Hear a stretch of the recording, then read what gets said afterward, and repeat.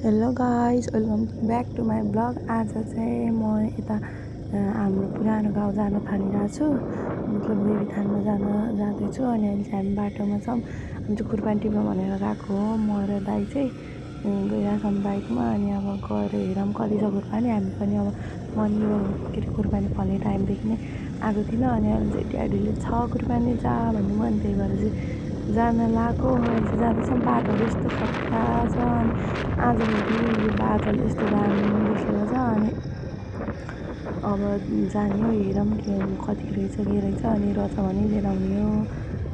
अनि बाटोहरू चाहिँ अब यहाँ पिच हुन लागेको छ नि त। पिच त अब कहिले हुन्छ थाहा छैन। जे होस् पिच गरेको जति नै छ हाम्रो लागि ठुलो नै, पिच गरेको जति हुनु हो। अनि भिडियो खिच्दै गएँ म चाहिँ दाइसँग, बाइक चलाउनुहुन्छ दाइले चाहिँ। अहिले चाहिँ हामी देवीथान लगभग पुग्न लागिसक्यौँ। अब यहाँबाट अलिकति मात्रै पर हो, सायद तल के अरे घरसम्म नै बाइकमा जान्छौँ होइन। टाढोसम्म जान्छु बाइक, कहिले कस्तो बस्दैन नि त, कस्तो जाम। हेरौँ कति के छ। आज बादलहरू चाहिँ मलाई लास्टै राम्रो लागेको छ कि यस्तो खतरा देखेको छ नि। अबदेखि चाहिँ दामी।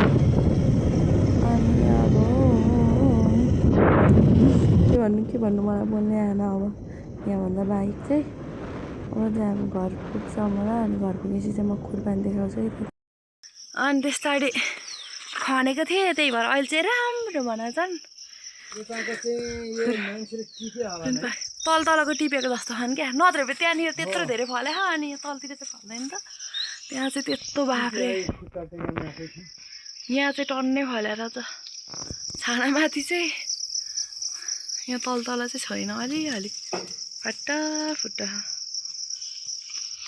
बारीमा डुलेर आउँछु म।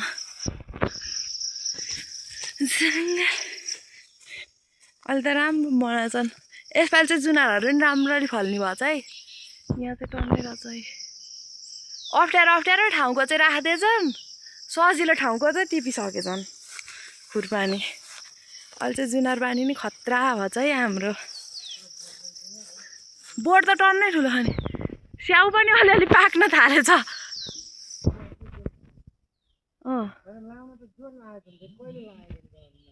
ड्याडीले लाउनु भएन, मम्मी हुँदैखेरि थियो क्या यो सबै। अस्ति नै मम्मीको काममा आउँदा देख्नु भएन, हरियो नै पात भएर देखिँदैन चाहिँ भिडियोमा चाहिँ खासै। तर कति धेरै फल्यो स्याउ चाहिँ।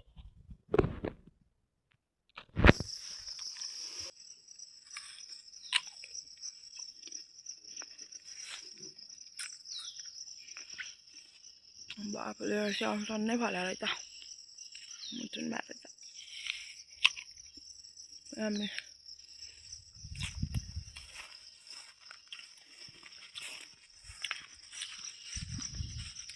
टन्नै खाएको अरू चाहिँ यहाँ पनि आम लाग्ने भयो है। त्यो अस्ति नै त आउनै मन आउनु भएको थियो।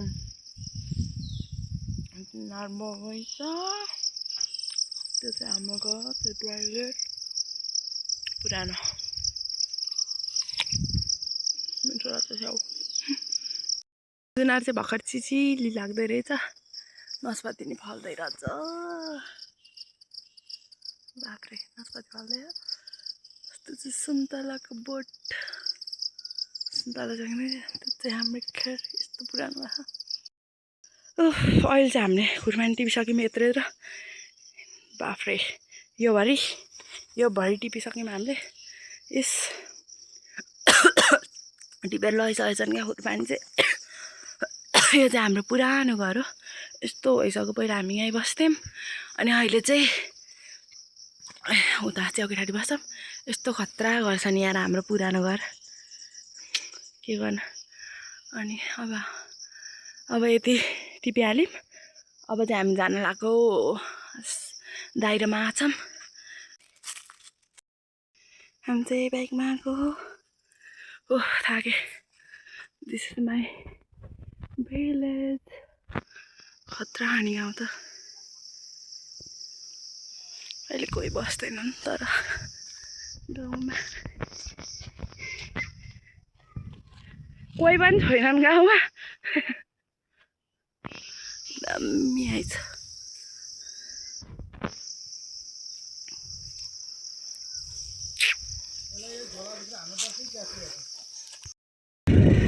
अनि कति लाने हो र यो भन्दा अझै पुगेन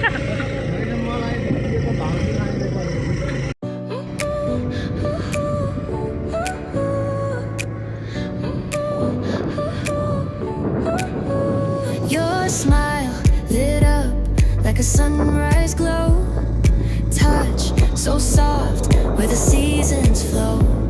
We met where the stars take their flight. Every moment.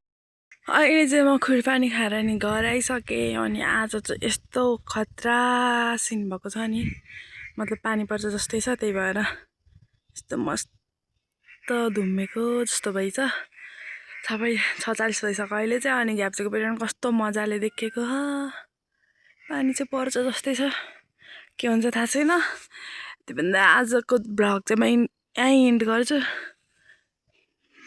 By by